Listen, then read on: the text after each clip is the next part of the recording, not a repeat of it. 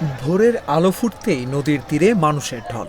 লাখো মানুষের সমাগমে জাদুকাটা নদী যেন রূপ নেয় এক বিশাল তীর্থমেলায়। বিশ্বাস আর ভক্তির টানে দেশের নানা প্রান্ত থেকে ছুটে আসেন পুণ্যার্থীরা। দেশের উত্তর পূর্বাঞ্চলের অন্যতম বৃহৎ তীর্থস্থান সুনামগঞ্জের তাহিরপুরের জাদুকাটা নদীতে পুণ্য স্নানে আবারও জড়ো হয়েছে লাখো পুণ্যার্থী। মঙ্গলবার 17 মার্চ নির্ধারিত সময় ভোর 5টা 53 মিনিট থেকে সকাল 8টা 37 মিনিট পর্যন্ত চলে এই পুণ্য স্নান। বিকাশ পেমেন্টে 10,000 টাকার বেশি অফার। শপিং চলছে তো। এই নির্দিষ্ট সময়ের মধ্যেই স্নান সম্পন্ন করতে ভোরের আগেই নদীর তীরে জড়ো হন হাজার হাজার মানুষ। পবিত্র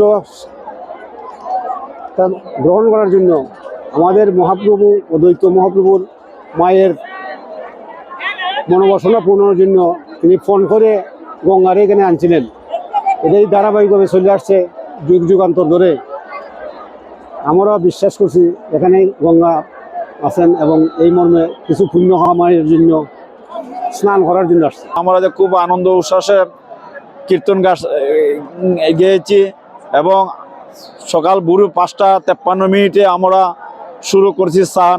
আমাদের খুবই আনন্দ উচ্ছ্বাসে স্নান করছি, আমাদের কোনো যায় ঝামেলা আসছে না বা কোনো সমস্যা হচ্ছে না। আমরা খুব ভালোভাবে আমরা স্নান করতে পারছি। পুণ্যতীর্থে আসছি পূর্বপুরুষের মঙ্গল কামনার্থে এবং আমার ফ্যামিলি এবং আমার মঙ্গল কামনার্থে পুণ্য স্নান করিলাম। হরে কৃষ্ণ।